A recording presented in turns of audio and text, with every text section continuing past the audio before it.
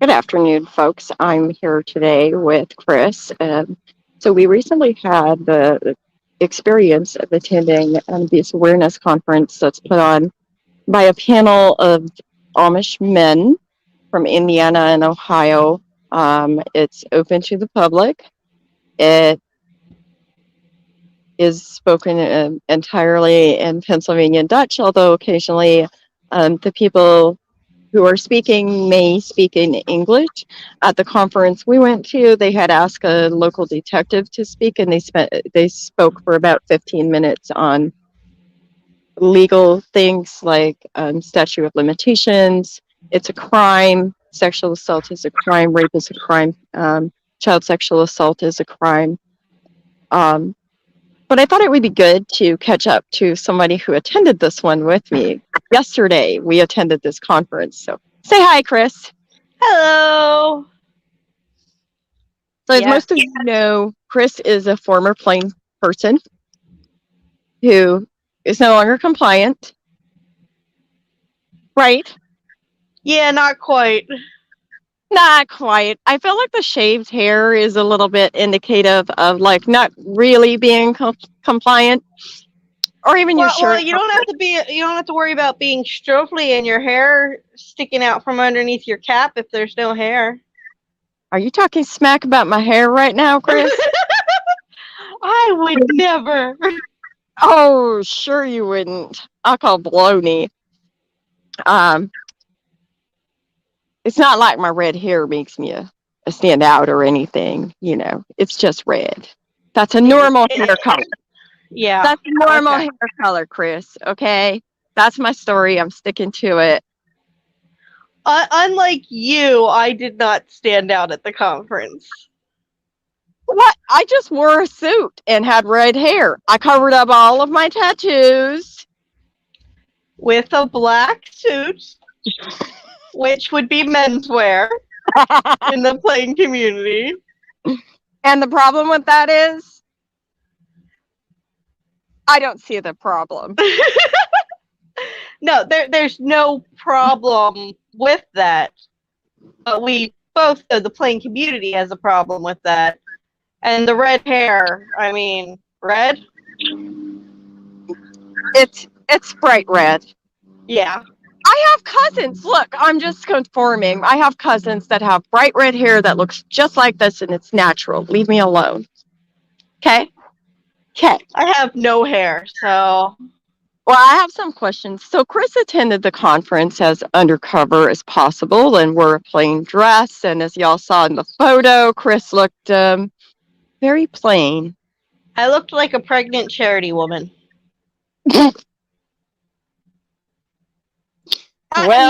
Nobody said anything yesterday, but that was a maternity cape dress. Oh my goodness. That's why it ended where it did, had the pleats where it did. I was wearing a maternity cape dress. So you were especially undercover, huh? Yes. So I have some questions for you about the conference. Are you okay and comfortable answering those? Yes, I am. So, like, was there something that stood out the most to you after attending the conference? Like, what was the most significant point? what stood out to me the most after sitting through all the speakers and everything was that there was a speaker who was abused as a young boy and then went on to abuse. And he was the one out of all the speakers who seemed to have the most compassion and feeling for the victims. Oh. You know, the perpetrator, the one person who was the perpetrator, had the most compassion for the victims. And let me translate something he said. What he said was that he had all of the support after he perpetrated. But what he can't help but ask, where was the support for his victims? And I feel like that point needs to be expanded upon, and that's a very significant point. Thank you. Yeah, because it happens all the time. You know, they bust people in to stand at the trials, talk about how great these people are, all the while turning their back on the victims, and the silence that happens, and the victims are shamed and don't want to speak up because the support is not there for the victims most of the time. And for the only person to really seem to be addressing that at the conference was a child abuser, a pedophile. Here's the thing, though. It's like you have to remember that they don't know any better. They don't know how to support victims. And not knowing any better is not an excuse for not learning better. However, comma, pause, like because he is convicted, he actually did probably have to undergo mandatory psych evaluations and receive counseling from qualified counselors, not necessarily going to the minister and getting counseling, but qualified counselors, people who specialize in this, people who have researched this, people who have an education in this. And so that's a really, really important thing. Was there anything that made you uncomfortable? There were a couple things that made me uncomfortable. One being when they talked about women being abused. The last speaker, you know, he was telling everybody, go home, everybody guck in the spiegel. Look in the mirror. Yep. And go home, look in the mirror. And in 7 days he wants, you know, change to happen. And, you know, fine and everything he's saying, you know, perpetrators go look in the mirror. But he said, you know, victims are supposed to go look in the mirror, and basically made it sound like victims within 7 days you're supposed to forgive. Well, didn't he follow up the victims? Guck mal in den Spiegel in 7 Tagen, dann musst du es vergraben. Yeah.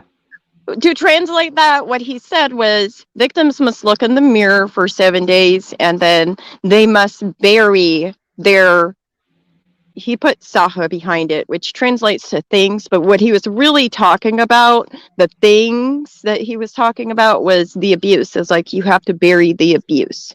Yeah. He even acknowledged, he said, I know it may never completely go away, but yes, that I can understand and see how that would be really troublesome and problematic for you, because it's not really indicative of like how, for example, like I may process it differently and I may handle it differently. Like we all went there as a group. We had a bunch of people there, and then we kind of split off and did our things to gather this information so that we can provide better resources and support and education on both sides to kind of help bridge that gap, right? Which is one of the biggest missions. It's a mission of the Misfit Amish.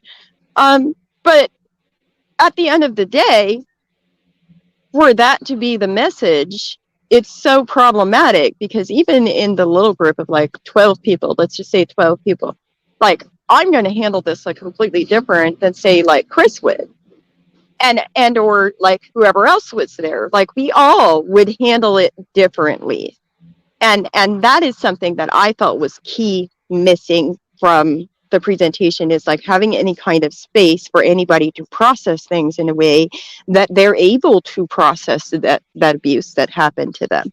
Well, and the whole idea that you had to resolve this now, because he said there's cases coming out, people talking 20, 30 years later, and the Dodi is in the ground.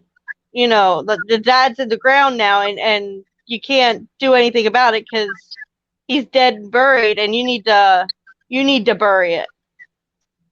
Well, and again, like that's not understanding that one. Like sometimes you have repressed traumatic memories, which actually was a question from somebody. Is it possible for somebody to have no memory and then all of a sudden the memories come up? And the detective, Sasha, answered that question very, very well and explained how it is possible for somebody to have repressed memories because of the extremity, the torture and abuse that they went through. Like it can literally reprogram the brain to where it doesn't send the appropriate signals for those memories until they reach a safe place to process that. Right. And I mean, it's normal for childhood victims to not speak out for years and years after the fact, which is why in Pennsylvania now, childhood victims of abuse can report that abuse up to age 50. Because which means they updated the statute of limitations. Yes. What is the statute of limitations?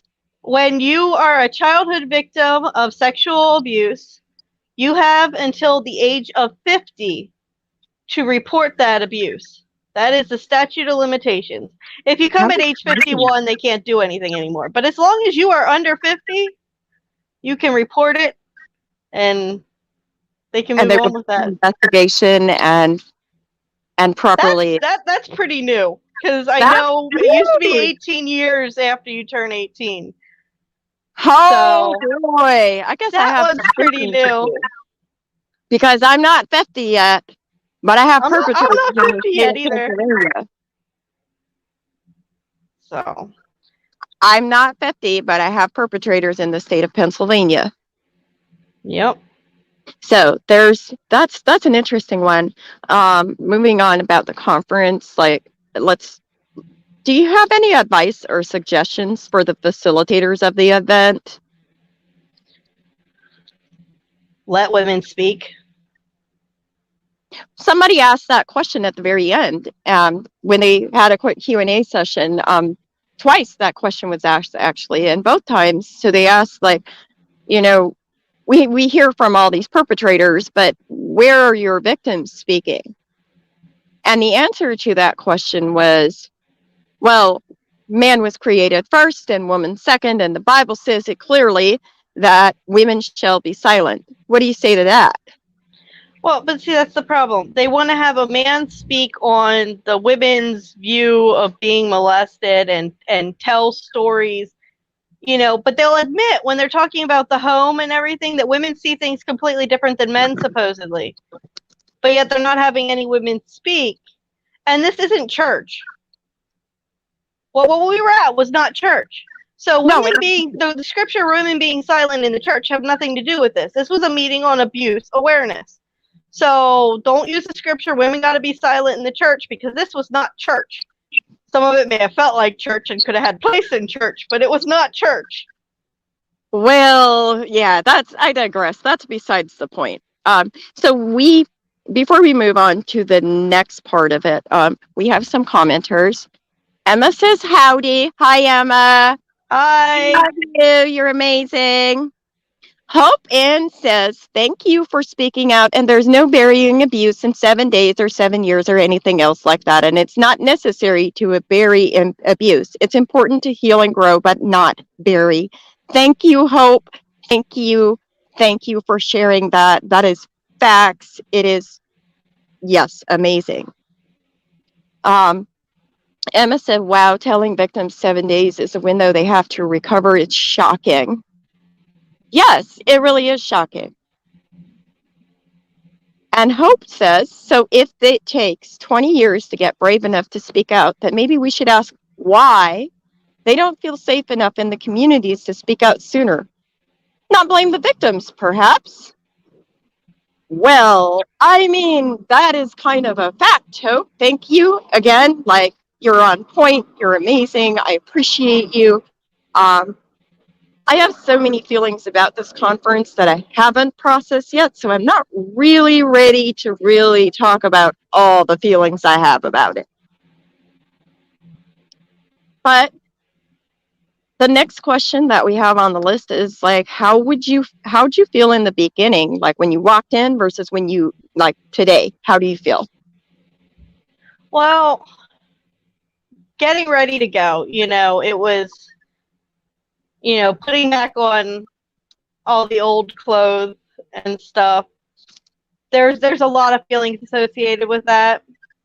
But I was going there to see how this would be, and I wanted to see it from the view of a plain person, kind of, because what the English get to see versus what the plain people get to see is completely different. It's vastly different. And so I'm glad I went how I did, but I was very apprehensive. You know, Would you say you were scared? yes. Okay.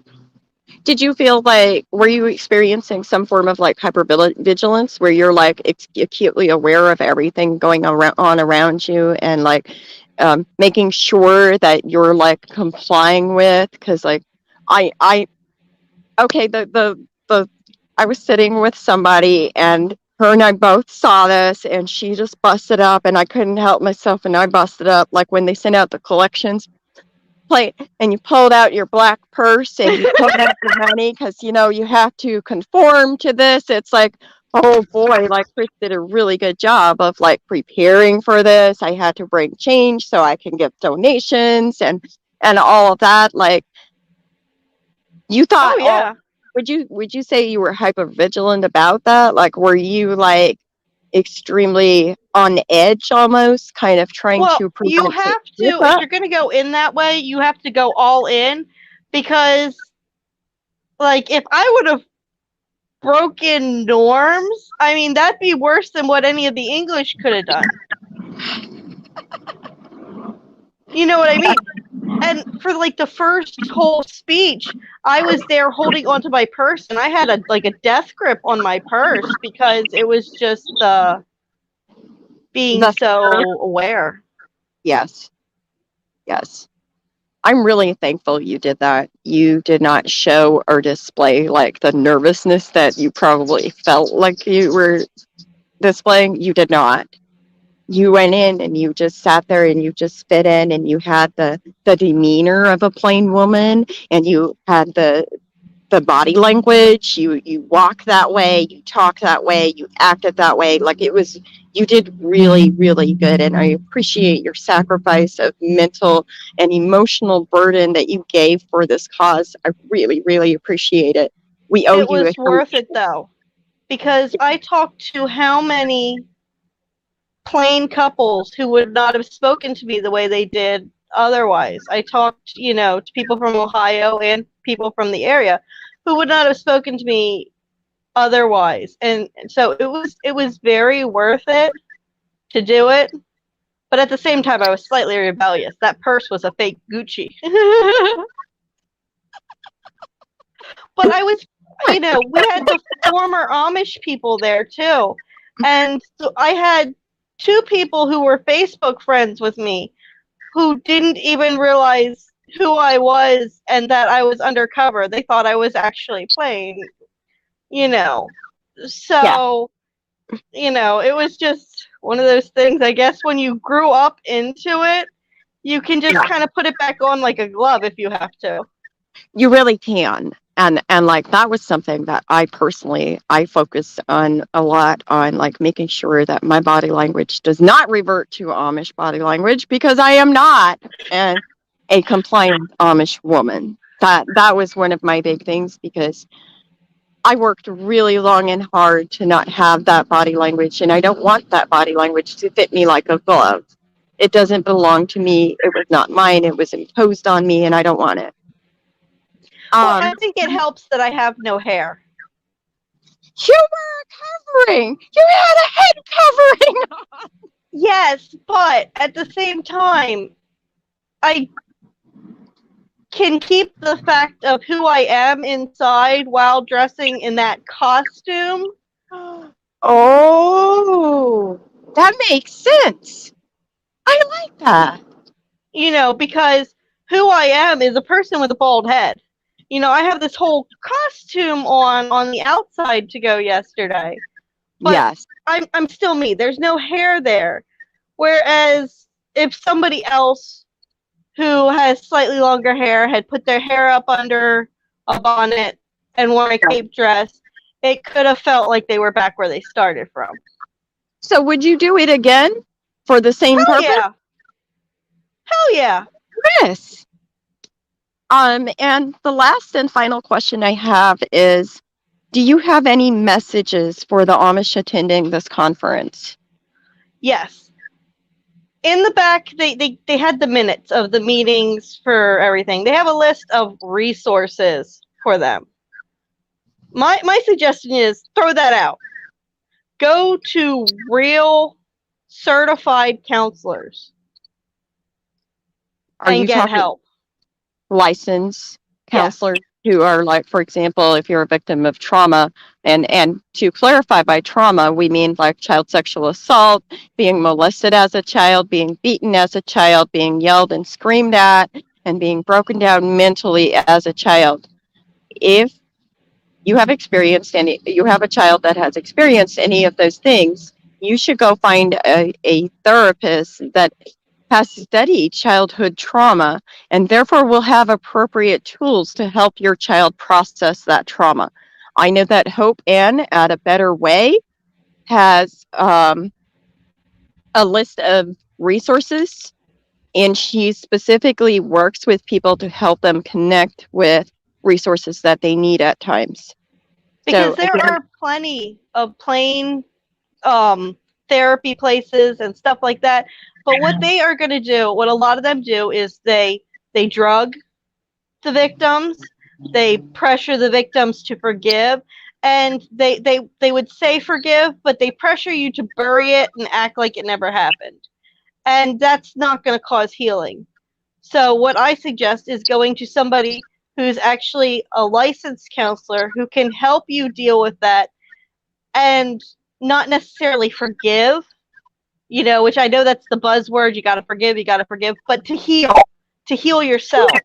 and by healing, let me clarify that what I mean when I say healing is you find purpose in life, you find beauty in life, you find joy in life, you find hope in life. And that's Right. really a really, really important message. Thank you. I think for me, my biggest message to people would be is that I'm really thankful that they are doing these conferences and trying to raise abuse awareness. And I appreciate the effort, but I'm really disappointed in the content. I agree with Chris that the highlight for me really was the Mr. Miller, who was talking about, like, where was the support for the victims. The majority of the conference I felt was geared towards not necessarily how to support victims or even like how to help them, but it was more or less geared towards, like, should we report? And that's the question, is like, should we report? Like, you understand what I'm saying? Like, And jail is hell. It's the worst hell on this side of hell. And so it's almost like it's a fear-based program